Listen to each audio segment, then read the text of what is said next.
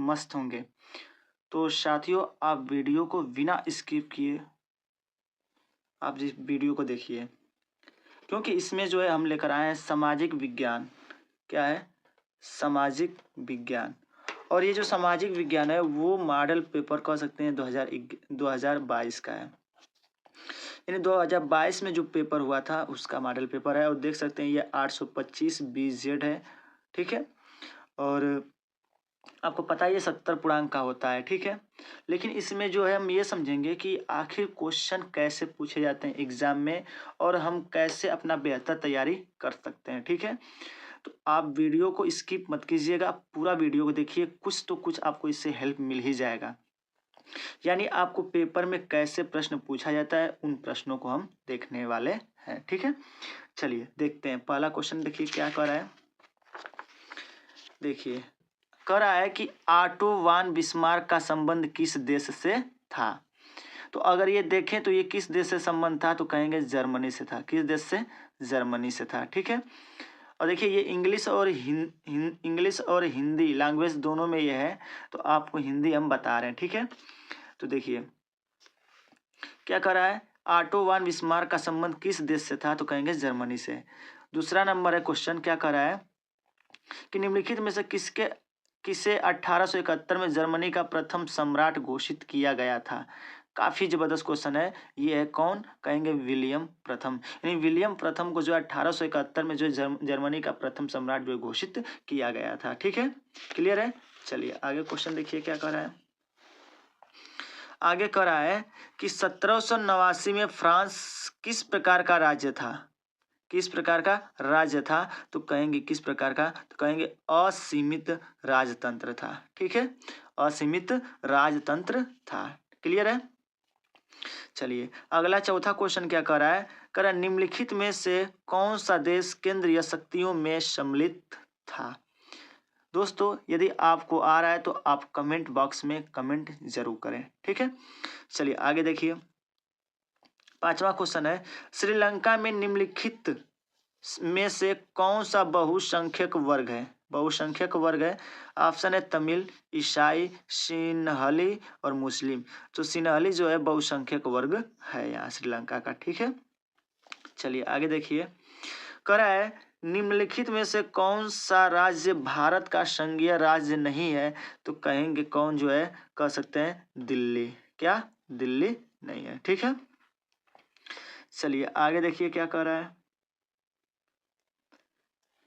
आगे है देखिए अति लघुत्तरी प्रश्न है जो एक एक नंबर में दो नंबर में ये क्वेश्चन पूछे गए हैं। कह रहा है 1929 में होने वाली आर्थिक महामंदी के 2 कारण लिखिए। 2 नंबर में है, 2 कारण आपको लिखना है। 8वां क्वेश्चन है लोकतांत्रिक शासन के 2 लाभ बताइए। तो 2 लाभ कौन से हैं? आप किताब पढ़े होंगे, आपको बेहतर पता होना चाहिए। ठीक है। अगला है कि निर्धनता लोकतंत्र के लिए घातक है, इस कथन की विवेचना कीजिए। क्लियर है। आगे लघु उत्तरीय प्रश्न ये है 10वां, वैश्वीकरण ने किस प्रकार राष्ट्रीय कंपनियों को बहुराष्ट्रीय कंपनी MNC के रूप में उभरने योग्य बनाया। ठीक है। और अथवा करके दिया है, आप इसको करिए या इसको करिए। ठीक है। कह रहा है प्रौद्योगिकी ने वैश्वीकरण की प्रक्रिया को किस प्रकार उत्प्रेरित किया है, उदाहरण सहित समझाइए। ठीक है। ये देखिए 3-3 नंबर में, क्योंकि लघु उत्तरीय प्रश्न है, अति लघु नहीं है। ठीक है। तो ये सब 3-3 नंबर में है। ठीक है। चलिए आगे देखिए नेक्स्ट 11वां क्वेश्चन कर रहा है व्यक्ति की गरिमा की अभिवृद्धि के संदर्भ में लोकतांत्रिक व्यवस्था का मूल्यांकन हम किस प्रकार कर सकते हैं। ये भी 2-3 नंबर में है। ठीक है। या इसको करिए या इसको करिए। आगे है कि लोकतांत्रिक व्यवस्था राजनीति समानता पर आधारित होती है, उदाहरणों सहित इस कथन की पुष्टि कीजिए। ठीक है। तो ये आप खंड क देख रहे हैं। ठीक है। अब खंड क में देखिए दीर्घ उत्तरीय प्रश्न असहयोग आंदोलन किसने चलाया था, इसके किन्हीं 3 कारणों का उल्लेख कीजिए। देखिए ये जो है काफी इम्पोर्टेंट है। ठीक है। अच्छे से देख ही लीजिएगा, ठीक है। और ये टोटल के टोटल जो है कितने नंबर में है, आप कह सकते हैं 6 नंबर में है, ठीक है। आगे है, सविनय अवज्ञा आंदोलन कब चलाया गया था, इसके प्रमुख 3 कारणों का उल्लेख कीजिए। देखिए बहुत ही ये भी इम्पोर्टेंट क्वेश्चन है, आप अच्छे से देख लीजिएगा इसको, ठीक है। चलिए आगे देखिए क्या कहा जा रहा है। आगे जो है आप अथवा में देख लीजिए, सवज्ञा आंदोलन जो है, ठीक है। आगे है देखिए 13वां क्वेश्चन, लोकतांत्रिक व्यवस्था के तीसरे स्तर को अधिक शक्तिशाली बनाने के लिए भारत सरकार द्वारा 1992 में उठाए गए कदमों की व्याख्या कीजिए। या आप क्वेश्चन इसको करिए या इसको। आधुनिक भारत में जाति और जाति व्यवस्था में आए बदलावों का वर्णन कीजिए। चलिए ये 13वां क्वेश्चन था। आगे देखिए अब जो है मैप से रिलेटेड क्वेश्चन है। क्या देखिए दिया है, मानचित्र संबंधित प्रश्न दिया है। निम्नलिखित स्थानों को भारत के दिए गए रेखा मानचित्र में चिन्ह द्वारा नामांकित कीजिए, यानी कि इस सिंबल से क्या करना है, दर्शाना है। सही नाम से सही अंकन किए गए 1/2 1/2, यानी नाम आपको सही लिखना है और अंकन सही करना है, तब ये जो है आपको जाकर जो है 1 नंबर की प्राप्ति होगी, ठीक है। चलिए देखिए, यानी कि ये आपको मैप में दर्शाना है, ठीक है। आपको मैप में इसको दर्शाना है। आगे देखिए क्या कह रहा है, पहला क्वेश्चन कह रहा है कि वह स्थान जहां वर्ष 1927 में कांग्रेस ने अपना अधिवेशन किए थे, तो कहेंगे मद्रास। मद्रास में जो है कांग्रेस ने जो है अपना पहला जो है अधिवेशन किए थे, और कब किए थे, तो कहेंगे 1927 में किए थे, ठीक है। आगे है, वह स्थान जहां महात्मा गांधी ने अपना सविनय अवज्ञा आंदोलन चलाया, तो कहेंगे अहमदाबाद, यानी कि गुजरात। क्लियर है। आगे वह स्थान जहां कांग्रेस ने अपना कांग्रेस अधिवेशन 1929 में किए थे, तो कहेंगे लाहौर, यानी कि पाकिस्तान में, ठीक है। आगे देखिए, वह स्थान जहां जलियांवाला बाग हत्याकांड हुआ था, तो कहेंगे पंजाब के अमृतसर में, ठीक है।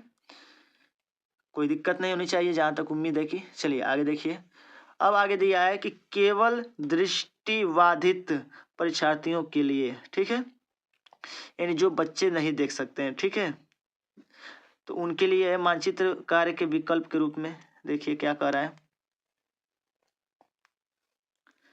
कह रहा है निम्नलिखित प्रश्नों के उत्तर अपनी उत्तर पुस्तिका में, केवल कह रहा है कि उत्तर पुस्तिका में लिखिए, मानचित्र का प्रयोग उनके लिए नहीं है क्योंकि दृष्टिबाधित हैं, ठीक है। कह रहा है कि वर्ष 1927 में कांग्रेस ने अपना अधिवेशन कहाँ किया था, तो कहेंगे ये जो है कहाँ किए थे, तो कहेंगे 1927 में ये मद्रास में किए थे, ठीक है। आगे महात्मा गांधी ने अपना सविनय अवज्ञा आंदोलन कहाँ से आरंभ किए थे, तो हम कहेंगे ये जो है अहमदाबाद से। कांग्रेस ने अपना अधिवेशन 1929 में कहाँ था, तो लाहौर से किए थे। नील की खेती करने वाले किसानों, ध्यान दीजिएगा, नील की खेती करने वाले किसानों ने अपना सत्याग्रह कहाँ दिए थे, कहाँ से शुरू किए थे, तो कहेंगे चंपारण बिहार। कहाँ से, चंपारण बिहार से, ठीक है। तो ये क्वेश्चन दृष्टिबाधित परीक्षार्थियों के लिए, ठीक है, स्टूडेंट के लिए। आगे देखिए पार्ट 20 का, निम्नलिखित विकल्पों में से सही उत्तर चुनकर अपनी उत्तर पुस्तिका में लिखिए। कह रहा है भारत में भूमि निम्नीकरण का निम्नलिखित में से कौन प्रमुख कारण है, तो अधिक सिंचाई जो है कह सकते हैं पंजाब में भूमि निम्नीकरण का जो है प्रमुख कारण है, ठीक है। चलिए आगे देखिए क्या कह रहा है। आगे कह रहा है निम्नलिखित में से कौन एक व्यक्तिगत संसाधन नहीं है, तो खनिज जो संसाधन होता है ये कोई जो है व्यक्तिगत संसाधन नहीं होता है। आगे निम्नलिखित में से कपास की खेती के लिए कौन सी मिट्टी उत्तम है, तो याद रखिएगा कौन सी मिट्टी, तो कहेंगे जलोढ़ मिट्टी जो है सबसे ये जो है उत्तम मिट्टी है, ठीक है। आगे देखिए, आगे है कि हेमेटाइट का संबंध किस खनिज से है, तो कहेंगे लौह अयस्क से है। क्लियर है। तो बहुत ही ऑब्जेक्टिव क्वेश्चन, बहुत ही लाजवाब ऑब्जेक्टिव क्वेश्चन है जो आपके एग्जाम में फंस भी सकता है, ठीक है। देखिए पूरी गारंटी हम नहीं दे सकते हैं क्योंकि एग्जामिनर कैसे क्वेश्चन देगा कैसे नहीं देगा केवल वो एग्जामिनर को ही पता है, किसी भी यूट्यूबर या किसी भी टीचर को पता नहीं है। तो आप अपने तैयारी के लिए बेहतर तैयारी कीजिए, जितना हमारा प्रयास होगा उतना हम प्रयास जो है आपके लिए करेंगे, ठीक है। चलिए आगे देखिए, आगे है कि मानव विकास रिपोर्ट 2018 में भारत को कौन सा स्थान प्राप्त था? तो कहेंगे 130वां। ठीक है, आगे है कि एग मार्ग किन वस्तुओं के लिए प्रमाणिक चिन्ह है? तो कहेंगे किसके लिए? तो कह सकते हैं कि खाद्य पदार्थ के लिए। ठीक है, किसके लिए? खाद्य पदार्थ के लिए। अब बाकी जो है 20, ये तो 20 ऑब्जेक्टिव क्वेश्चन हो गया और आपके एग्जाम में 20 ऑब्जेक्टिव क्वेश्चन पूछा भी जाएगा। ठीक है, 20 ऑब्जेक्टिव क्वेश्चन होंगे। आगे देखिए, खनिज क्या है? आपको पता ही होगा। देश की सबसे बड़ी गैस पाइपलाइन कौन सी है? खरीफ फसलों के 2 उदाहरण दीजिए। आप पढ़े होंगे। ठीक है, भारत में, अगला देखिए लघुत्तरीय प्रश्न है, भारत में सौर ऊर्जा का भविष्य उज्जवल क्यों है? कोई 3 कारण दीजिए। 3 कारण देंगे तो 3 नंबर मिलेगा, जितने कारण देंगे उतने नंबर आपको मिलेंगे। अब वृक्क की उपयोगिता बताइए। भारत में इसके 2 उत्पादक राज्यों के नाम बताइए, कौन कौन होंगे? तो 2 नाम। ठीक है, तो पहले इसकी उपयोगिता बताएंगे तो 2 नंबर मिलेगा और 2 उत्पादक राज्य के नाम बताएंगे तो आधा नंबर मिलेगा। तो ये समझिए कि सामाजिक विषय में ऐसे ही होता है। ठीक है, जितना लिखेंगे उतना आपको नंबर मिलता है। आगे देखिए क्या कहा जा रहा है, विदेशी व्यापार को अनुकूल बनाने के लिए कोई 3 सुझाव दीजिए। ठीक है, 3 सुझाव मतलब 3 क्वेश्चन, 3 नंबर। अथवा इसको कर सकते हैं, आर्थिक गतिविधियां रोजगार की परिस्थितियों के आधार पर कैसे वर्गीकृत की जाती है? ये भी जो है आपका 3 नंबर में है। ठीक है, आगे देखिए,